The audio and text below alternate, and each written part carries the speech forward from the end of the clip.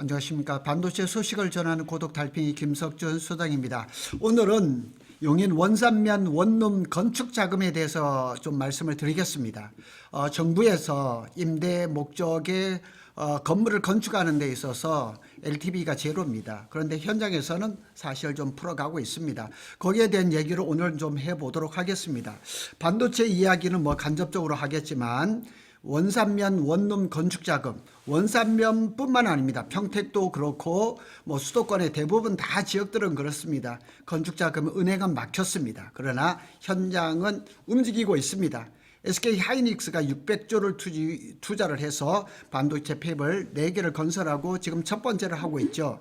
그런데 처인구 원삼에서 원룸이나 다가구 건축을 지으려면 항상 듣는 얘기는 뭐냐면 임대사업자는 대출이 안 된다 얘기를 참 많이 합니다. 그런데 저희는 됩니다. 그래서 한번 그 은행 건축 자금이 막혔다고 포기하실 필요는 없습니다. 접근 방법에 따라서 완전히 달라지는 것을 오늘 설명을 드릴 겁니다. 그런데 잘 알다시피 원산면이라든가 이런 쪽에는 지금 숙소는 수요가 폭발했는데 공급이라든가 금융이 막히니까 공급이 막혀버렸죠. 그 틈을 경험, 자금 해법으로 찌르는 구조입니다. 이건 지금 시점에서는 가장 확실한 방법이라는 것 알려드리겠습니다. 용인 원산면 이좌 택지 또 그 외 지역에서 원룸 다가구 이런 거 건축을 상담받고 싶어 하시는 분은 전화번호 주시면 제가 자세히 알려드리도록 하겠습니다. 용인 원산면의 지금 상황을 진단해 보면 수요는 확정됐고 점점 더 커집니다. 공급은 완전히 붕괴돼서 공급이 거의 없습니다. 입지 및 산업 구조는 SK 하이닉스가 용인의 반도체 클러스터를 4개를 짓죠. 설비라든가 유틸리티까지 10년 이상 장기 프로젝트입니다. 건설 단계에서만 보더라도 상시 체류 기술 인력이 수천에서 수만 명, 1년은 단기 체류 또 반복 투입되는 구조가 항상 이루어지고 있습니다. 저는 평택 캠퍼스 쪽에서 일을 하면서 반도체 공장이 들어왔을 때 어느 쪽에서 이렇게 많은 수익을 올리는지 공부를 참 많이 했습니다. 그래서 이 원산면에 본다면 모텔이나 호텔은 아예 없습니다. 그 원룸도 지금 공급이 거의 없습니다. 컨테이너를 이용한 모듈러 주택이라든가 비공식 숙소는 좀 있지만은 사실은 근생이라든가 다가구 주택이 사실 유일한 해법입니다. 이제 머지않아서 이제 그 SK 앞에 지원시설이라든가 또 그 상업시설에 오피스텔이 들어오겠지만 그것도 벌써 한 1년 반, 2년 후의 얘기죠. 지금 당장은 다가구 원룸입니다. 제가 이렇게 이쁜 이미지 하나 올려놨는데 원삼에서 지금 제가 계획을 한 겁니다. 이대로 건축을 진행하려고 합니다. 지금 자금 대란이 일어난 생긴 이유를 한번 살펴보면 가장 큰 것은 금융이 막혔습니다. 정부에서 정책이 임대주택 목적의 대출을 사실상 틀어막았습니다. 그래서 다가구 근생이라든가 이런 거는 LTV가 거진 제로입니다. 그래서 뭐 아무리 좋은 땅을 갖고 있다고 해서 은행에 가서 한다 하더라도 이 건축자금 대출이 사실상 어렵습니다. 땅이 있는데도 못 짓는 사람이 많습니다. 수요를 알아도 손을 못 대는 상황이 많습니다. 금융 위에도 도로 여건 6m가 되지 않으면 건축을 못하는 경우도 허다합니다. 그래서 저 역시도 마찬가지로 의뢰를 받아서 지금 원삼에 지금 도로 사용 승낙을 받고 있는 그런 땅도 있습니다. 그런데 고덕 달팽이의 경쟁력의 포인트는 어디에 있느냐? 검증된 실전 레퍼런스가 있습니다. 저한테는 평택 고덕 신도시에서 이좌 택지 등 50동을 제가 직접 건축을 했습니다. 설계도 설계 파트도 있고 건설도 하고 제일 중요한 건축 자금을 다 했습니다. 단순한 이론이 아닙니다.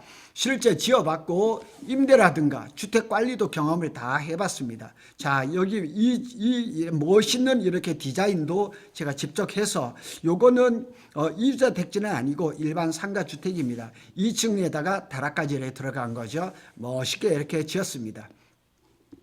반도체 현장의 특화를 이해를 해야 됩니다. 기술인들의 숙소 특징이라든가 장기 계약은 잘 안 합니다. 깔끔한 구조, 주차라든가 공용 공간 이런 것들이 굉장히 중요하죠. 그리고 일반 주택과는 조금 다릅니다. 상품이. 그런 것도 감안을 하셔야 됩니다. 자, 세 번째로는 제가 여기에 3가지 PPT를 띄워놨는데 막힌 금융을 뚫는 구조입니다. 제가 간략하게 좀 설명을 드리도록 하겠습니다. 이렇게 보시면 1차는 토지 대출이 나올 수가 있습니다. 감정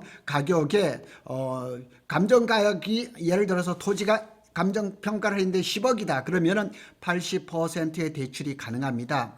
토지 대출이 많으면 좀 어렵습니다. 토지 대출이 조금 있다면 가능합니다. 그래서 예를 들어서 감정평가가 10억인데 5억만 받았다. 뭐 7억을 받았다. 8억까지도 받을 수가 있는 거죠. 그래서 예를 들어서 대출 금액이 조금 있다 그러면 기대출 금액을 상환을 하고, 그 다음에 뭐 이자 한 6개월 정도 이렇게 들어가고, 그 다음에 도급공사 이제 설계를 해서 예를 들어서 뭐 도급 금액이 공사비가 20억이라 그러면 2억을 또 계약금으로 줘야 되니까 토지에서 대출을 받아서 미리 주는 거예요. 그 다음에 건축 설계, 토목 설계 이런 것들, 그 다음에 뭐 여기 컨설팅을 했으니까 또 주션 수수료도 있고 기타 필요 자금 뭐 이런 것들 해서 쭉 해서 요렇게 해서 나옵니다. 그리고 중도 상환 수수료는 0.84%고 지금 현재 저희가 했던 것에 보면 여기에서 은행 이자는 5%입니다.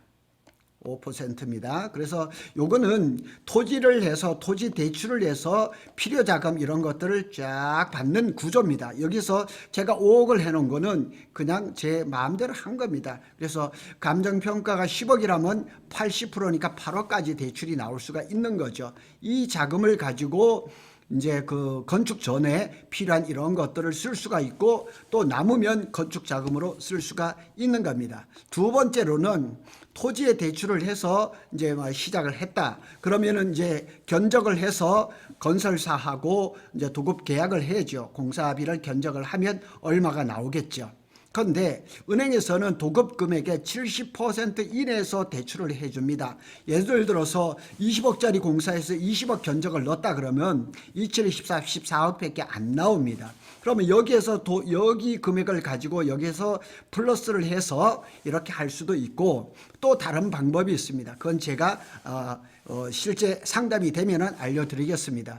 건설사의 신용 등급도 굉장히 중요합니다. 그래서 이 정도 다가구 건물을 짓는다 그러면 WB 제로 정도 이상 이렇게 돼야 됩니다. 그래서 토지 건축자금 총액 이렇게 해서 얼마가 이렇게 나오죠. 여기도 마찬가지로 이자라든가 또 그 컨설팅비라든가 보존 등기 비용 이런 것들이 들어가겠죠. 그렇게 되면 얼마 이렇게 나오겠죠. 그리고 세 번째로는 준공하고 나면 준공자금들, 건설자금들은 대체적으로 이자가 높으니까 대환대출을 해야죠. 그래서 대환대출을 준공 후에 하는데 이거는 이제 금액이 정해지겠죠. 그리고 금리는 5% 초중반 이렇게 예상이 됩니다. 그런데 용인이라는 데가 최우선 변제금이 4,800만 원이니까 예를 들어서 19가구를 짓는다 그랬을 때는 이게 최우선 변제금이 거의 10억이 됩니다. 그러면은 이렇게 해서는 좀 힘듭니다. 그래서 대환대출을 안 하고 이렇게 기존 건축자금을 연장해서 쓰는 방법도 있어요. 그런데 그거는 금리가 높습니다. 7% 이상이 됩니다.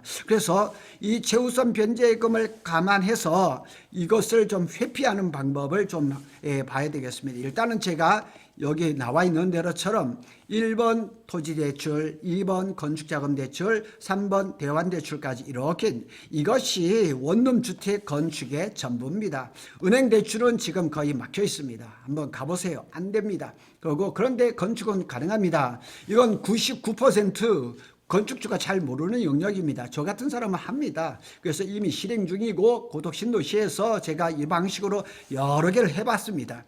제가 요거는 고덕신도시에서 아이스메트릭이라고 이렇게 디자인을 잡아서 이렇게 짤 같은 걸로 이렇게 영상을 하나 만들어 놨던 겁니다. 고덕신도시에서 했던 겁니다. 2주택지입니다. 올해도 이걸 할 수 있을 일인지는 모르겠지만은 하여튼 전에 해놨습니다. 그래서 이렇게 본다 그러면 내 건물이 어떻게 이렇게 지어질까를 한 번에 볼 수가 있는 거죠. 이렇게 한번 돌려보는 거죠. 시뮬레이션으로 아주 멋있습니다. 제가 고덕에 있을 때는 이걸 참 좀 많이 했었습니다. 원산면 건축 수요는 실제로 얼마나 될까? 수요는 굉장히 많습니다. 수요 기간은 최소 10년 이상입니다. 수요 주체는 SK 하이닉스 협력사 시공사죠. 계약 안정성은 굉장히 높습니다. 회사 단위로 계약을 합니다. 법인 계약이 높죠. 팀 단위로 하죠. 개인은 받을 이유가 없습니다. 그리고 공실 리스크는 매우 낮습니다. 회전율은 매우 빠르죠. 그런데 한 번 들어오면 잘 안 나가요. 왜냐하면 원산면에는 숙소가 없기 때문에 나갈 일이 없죠. 그래서 여기는 주택 경기랑 완전히 다른 시장입니다. 반도체 현장 인프라 산업하고 가까운 거예요. 제가 이게 무슨 얘기냐면 SK 하이닉스가 반도체 공장을 지으려면 여러 가지 인프라가 필요하겠지만 숙소라는 인프라가 굉장히 중요한 그런 비중을 차지한다는 거죠. 이것도 제가 실제 이렇게 컨설팅을 해서 이렇게 컨셉을 한번 잡아본 겁니다. 그래서 건축주들이 지금 조금 망설이고 있는 건 뭐냐면 건축 자금 돈이 안 나온다. 혹시 또 정부의 부동산 정책이 또 바뀔까 봐 무섭다. 또 괜히 지었다가 공실이 날까 두렵다. 누가 임대 관리해 주지? 고독 달팽이 컨설팅은 건축뿐만 아니라 불안한 모든 것을 제거해 주는 서비스를 가지고 있습니다. 자, 위의 것들을 총 정리해 보겠습니다. 원산면에서 지금 무슨 일이 벌어지고 있죠? SK 하이닉스가 600조를 들여서 반도체 공장을 4개를 짓고 있습니다. 기술자 그 숙소가 왜 부족한가? 지금 원룸 건축을 못해요. 건축 자금이 없고 건축 자금 대출이 안 되고 도로가 6m 이게 안 되는 겁니다. 짓고 싶은데 못 짓는 이유는 금융 플러스 도로 문제죠. 저는 이 문제를 이렇게 해서 앞에 한번 표를 1, 2, 3을 보여드렸죠. 고독 신도시에서 이미 검증한 방식입니다. 원산면에서도 같은 일을 반복해서 제가 짓습니다. 다른 지역 또 용인에 삼성이 또 들어가는 지역도 저한테 의뢰가 왔습니다. 망설이는 분들께 드리는 현실적인 조언이라는 거 기억하시길 바랍니다. 용인 원산면 원룸 주택 건축 컨설팅 사업의 본질을 요약한다면 이건 부동산 문제가 아닙니다. 반도체 산업을 뒷받침하는 인프라 비즈니스다. 이거 좀 거창한 말입니다. 정부 정책 어떤 모든 이미 다 이게 변수가 다 포함되어 있고 수용은 이미 확정됐고 확인이 됐습니다. 리스크 금융만 해결되면 아무 문제가 없습니다. 마지막으로 요점을 정리를 해보겠습니다. 지금 용인 원산면은 돈 벌 기회가 왔지만 돈을 빌릴 줄 아는 사람만 들어가는 곳입니다. 이 원룸을 하나 짓는데 사실 부가적인 금액까지 해서 뭐 20억씩 이렇게 들어가는데 그걸 다 내 돈으로 할 수는 없죠. 금융의 힘을 빌려야 되는데 금융을 빌릴 방법을 잘 모르는 거죠. 제가 해결해 드리겠습니다. 지금 이 영상은 뭐 지금 당장 지으라는 얘기 뭐 그럴 수도 있고 아닐 수도 있지만은 다만 막혔다고 표기할 이유가 없다. 그리고 접근 방법에 따라서 결과가 완전히 달라진다는 것만은 분명하게 말씀을 드릴 수가 있습니다. 원산면에서 실제 건축을 고민하고 계신 분들 전화 주시기 바랍니다. 용인 이동 남사도 좋고 수도권이라면 제가 어느 곳이든지 다 풀어드릴 자신이 있다. 이렇게 말씀을 드리겠습니다. 오늘은 SK 하이닉스가 반도체를 짓고 있는 용인 원산면에 원룸 주택 짓는 금융 문제에 대해서 말씀을 드렸습니다. 고독 달팽이는 삼성전자와 SK 하이닉스의 반도체 소식을 빠르게 전해드리고 있습니다. 감사합니다.